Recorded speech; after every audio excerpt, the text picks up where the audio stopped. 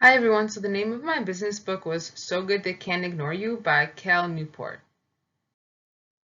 So just to kind of go over what the outline of this presentation is going to be is first I'm going to discuss just the introduction to the book, then I'm kind of going to go over the key points of the book, so the kind of the main ideas of each chapter or section in the book, and then I'm going to kind of talk about what I agree and I disagreed with the author.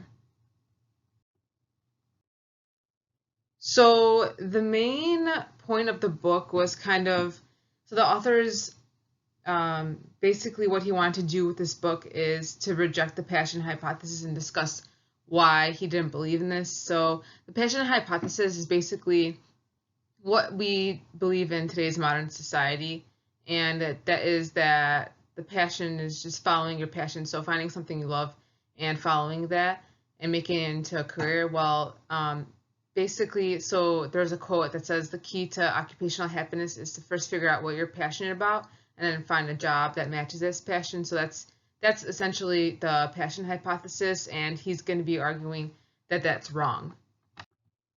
So it all began with a question for him. So he wanted to know how people ended up loving what they do. So he began exploring many different people's career paths, and he met a lot of different people and kind of learned about their different paths that they took to get to where they were with their careers.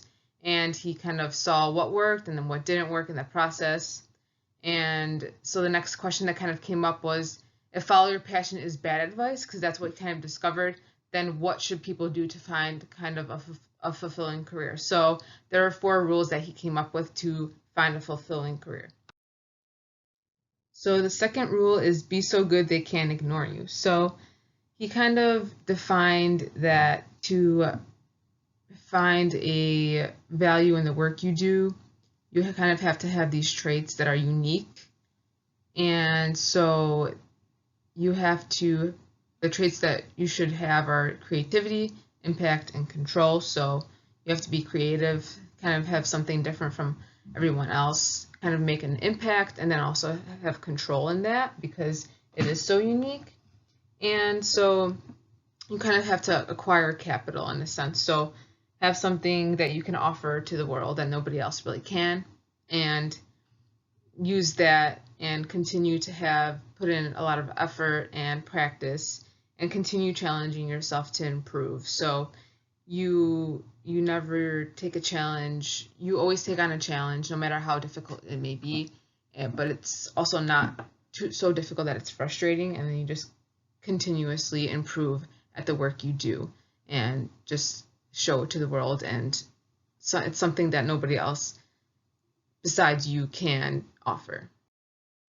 And then rule number 3 is turn down a promotion. So it's basically the importance of control. So it's basically stating that if you do fall into a job and you are offered to a promotion, and it sounds like a good option because maybe you're making more money, but the to find your passion, you have to have control in it. So it's something that the employers want you to keep the path you on the traditional path, but they're kind of preventing you from growing any further in your skill, and it's not really worth it in the end for something that you have worked so hard for to just kind of fall back on because oh it's comfortable, and and at that point you kind of your progress doesn't continue, you just kind of stop. And what's the point in that when you've worked so hard to get to where you've gotten with your passion?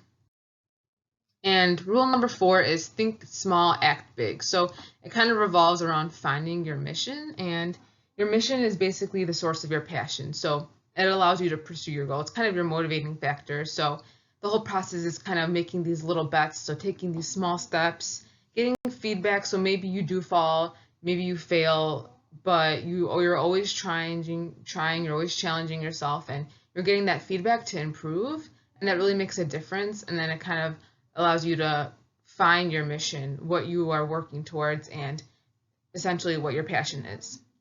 So there were a few things that I agreed and I disagreed with within this book. So the couple things that I agreed with were sometimes people may feel pressure to find their passion, and I really do think that sometimes people become kind of maybe they do have an interest in something, but it's not that strong, and maybe people are like, oh yeah, you're so good at this, and they kind of feel pressured to kind of continue following that path because maybe what people from the outside are telling them to do.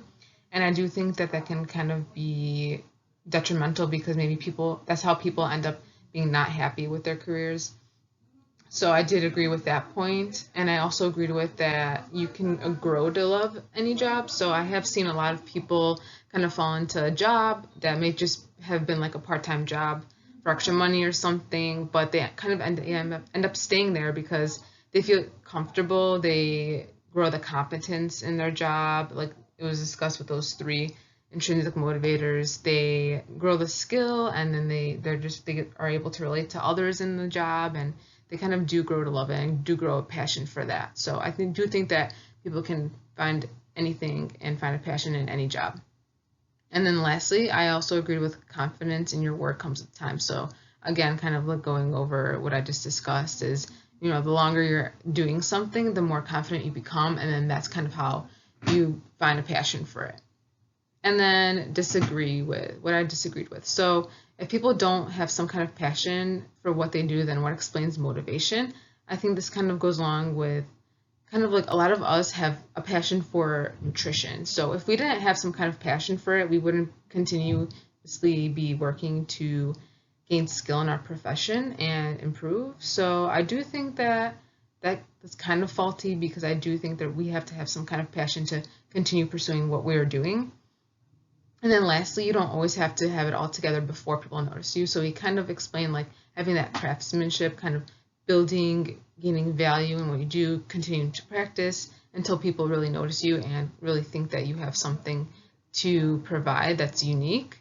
And I think that a lot of times people do notice. They notice how hard you work and before that and know that you are doing something that you love and that you have a passion for.